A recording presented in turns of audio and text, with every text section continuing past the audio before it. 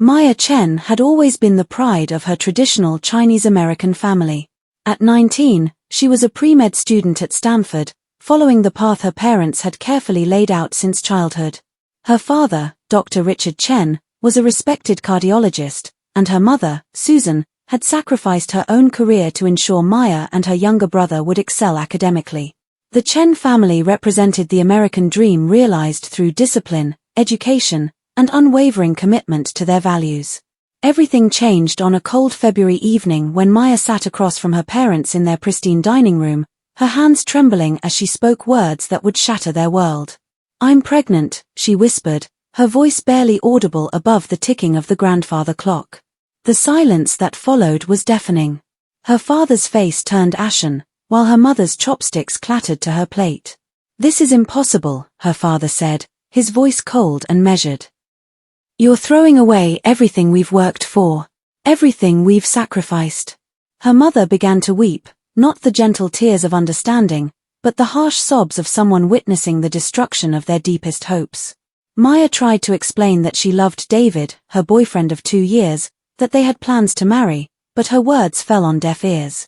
The conversation escalated quickly. Her parents demanded she terminate the pregnancy and never speak of it again. When Maya refused, explaining that she couldn't bring herself to make that choice, her father stood up slowly, his hands shaking with rage. "Then you are no longer our daughter," he said with finality. "You have chosen to disgrace this family, to throw away your future for momentary pleasure. You will not destroy your brother's chances or our reputation in this community." Within a week, Maya found herself standing on the doorstep of her childhood home with 2 suitcases, watching as her mother handed her an envelope containing $500. "This is all we can do," Susan whispered, unable to meet her daughter's eyes. "Don't contact us again."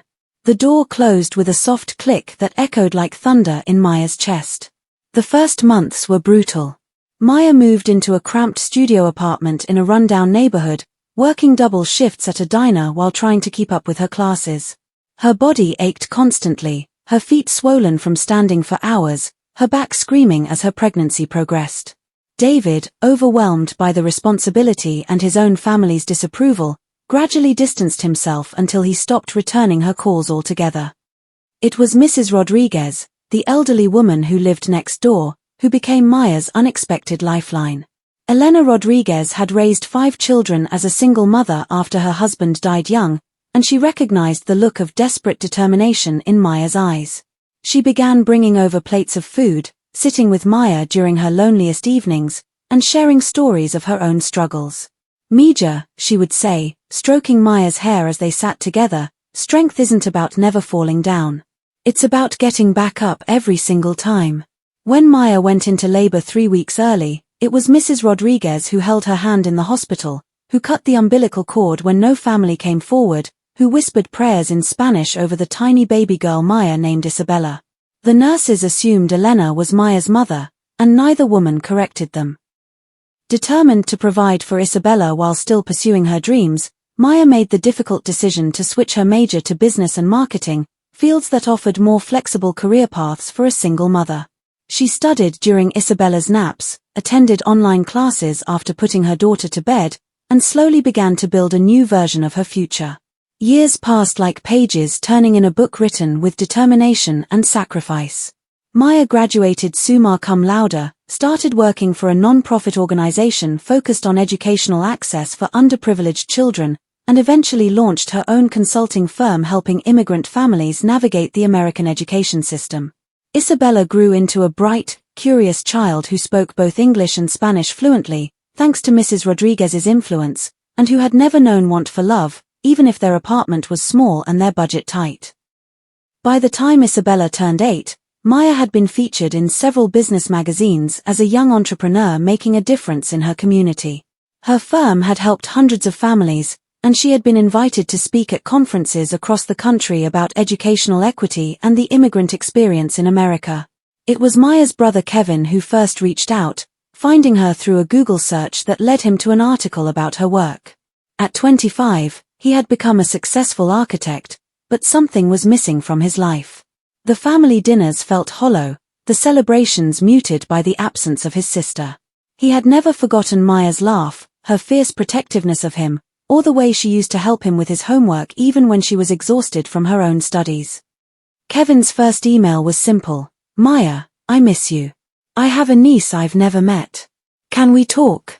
Maya stared at the message for hours before responding with a phone number and a simple, call me.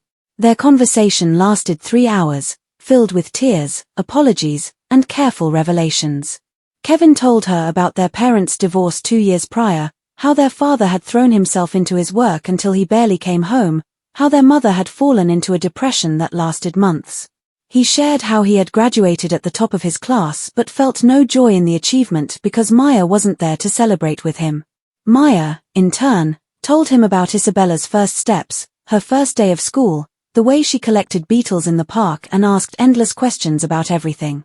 She shared the weight of raising a child alone, the nights she had cried from exhaustion, and the profound love that had sustained her through it all. It was Kevin who finally convinced their parents to meet Isabella, though it took months of careful persuasion. He showed them articles about Maya's success, pictures of their granddaughter's artwork, and stories of the lives Maya had touched through her work. Slowly, their pride began to compete with their shame. The reunion was arranged at a neutral location, a quiet park where Isabella often played. Maya arrived early, her hands shaking as she pushed Isabella on the swings, trying to prepare her daughter for meeting grandparents who had been absent from her life but not from Maya's stories. She had always told Isabella that her grandparents lived far away and couldn't visit, but that they loved her very much. When Richard and Susan Chen walked across the grass that October afternoon, they looked older than Maya remembered, their hair grayer, their steps more careful. Susan carried a small wrapped gift, while Richard's hands were empty but his eyes were full of an emotion Maya couldn't quite identify. Isabella, curious and unafraid, ran to them immediately. Are you my grandparents? She asked in her clear, bright voice. Mama showed me pictures, but you look different now. Susan knelt down to Isabella's level, her voice breaking as she said, Yes, sweetheart. We're your grandparents, and we've been waiting so long to meet you. The conversation that followed was halting and filled with long silences. Richard struggled to find words, his medical training failing him in the face of such raw emotion. Finally, Maya spoke, her voice steady despite the tears streaming down her face. I want you to know that I never regretted my choice, she said. Isabella is the best thing that ever happened to me. She saved me in ways you can't imagine. And I built a good life for us, a life I'm proud of. Susan reached across the space between them, her hand hovering near Maya's cheek before finally making contact. We were wrong, she whispered. We were so afraid of what people would think, so focused on our plans for you, that we forgot the most important thing. We forgot that love means accepting your children exactly as they are, supporting them when they need you most. We thought we were protecting our family, but we destroyed it instead. Richard, tears flowing freely now, looked at his granddaughter playing on the monkey bars with fearless joy. I was a coward, he said quietly. I let my pride and my fear steal 8 years of watching her grow, 8 years of being your father when you needed me most.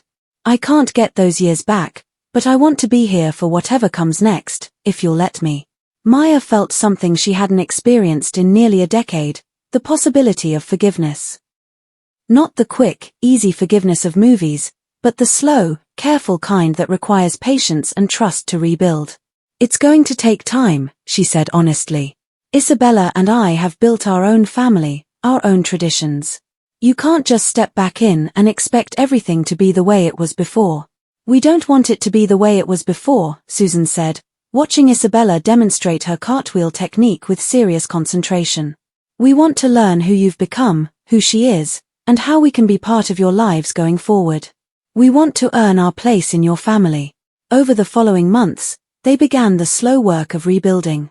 Sunday dinners at Maya's apartment, where Isabella would proudly show her grandparents her school projects and Richard would read her bedtime stories in his carefully pronounced English, occasionally slipping into Mandarin phrases that made Isabella giggle. Susan learned to braid Isabella's hair and taught her traditional Chinese songs, while Maya watched with a mixture of joy and protective wariness.